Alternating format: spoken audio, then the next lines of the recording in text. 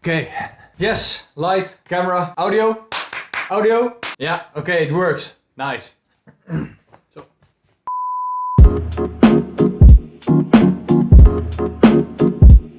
Have you ever been to a museum and thought to yourself, whoa, that was a cool experience? Well, imagine that feeling times 10. This place is packed with history. Not in the, oh, there's an old building kind of way and oh, there's some relics. No, I mean real history. Objects held by the people who literally shaped the world. Artifacts pulled right out of the most consequential moments in our history. And somehow, it is free. Free to everyone.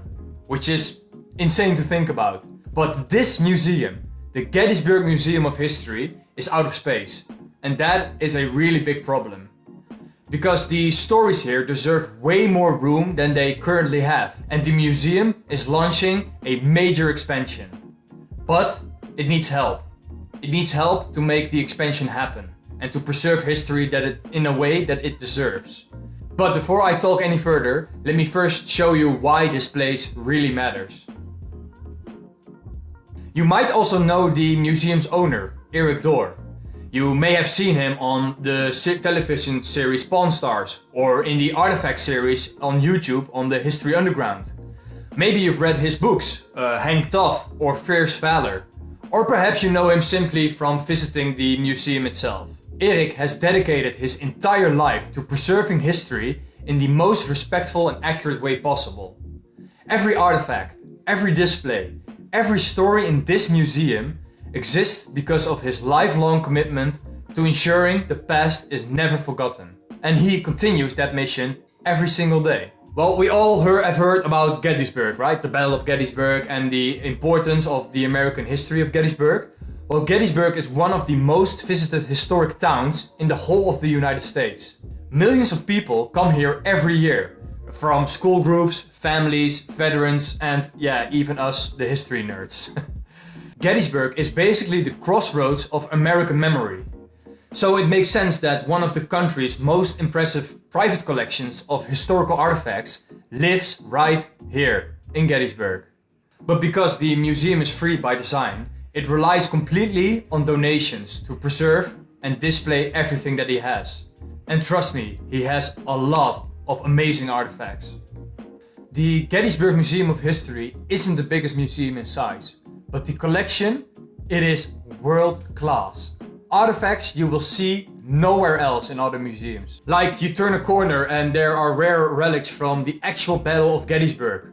Items picked from the fields, just a short walk from where you're literally standing. And then there is this. Well, everybody probably have seen Band of Brothers, right? So you know Dick Winters. The personal collection of Major Dick Winters from Easy Company, yes, that Easy Company, he has that in his museum, the biggest one. Combat uniforms, medals, and even his 1911 pistol.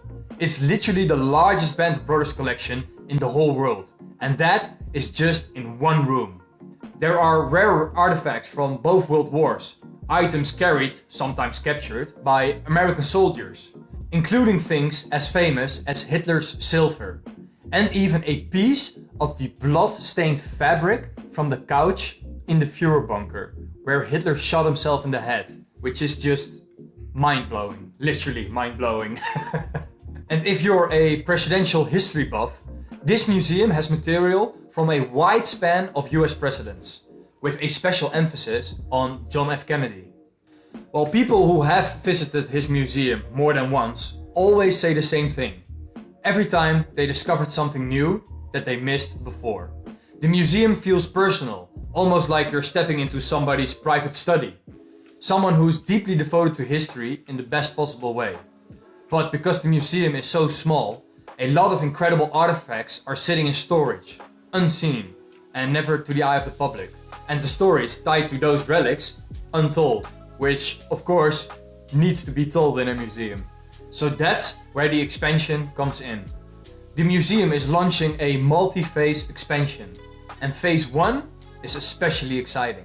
Phase 1 includes a state-of-the-art World War I and World War II experience. Something immersive, something interpretive, designed to give these objects a larger stage.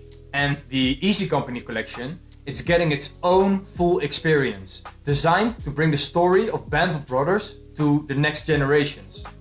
Not just displaying the artifacts, but placing you inside the story of World War II in a way that's cinematic and deeply human. Then, in phase 2, the museum will completely reimagine its current space to showcase the Civil War and presidential collections on a whole new level. So a question is, why now? Well, the truth is, museums like this don't happen without people supporting them, especially the ones that are free. The Gettysburg Museum of History has always been about accessibility, making sure everyone, regardless of background or even bank account, can stand in front of real pieces of history and learn from them. But expanding the museum, building these new immersive experiences, bringing this collection to the scale it actually deserves, that takes money. A lot of money. So today, the reason why I'm making this video, the museum is kicking off its fundraising campaign.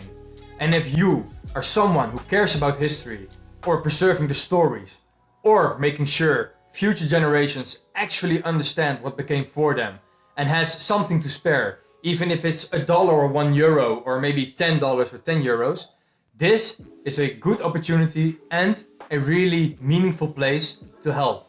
Erik, with his museum, has given so much to so many people that now I feel like it is our turn. If you want to be part of preserving and expanding this collection, you can donate right here. I will also put a link in the description, but this right here, the Gettysburg Museum of History.com/foundation. You can donate there, and I would love to see people helping in Erik's expansion of his museum to preserve history as he always did. I hope you can spare a few dollars or a few euros for the museum expansion of Erik, because we all know that history belongs in a museum. Well, that makes me think. I think a wise man once said this. That belongs in a museum. So do you.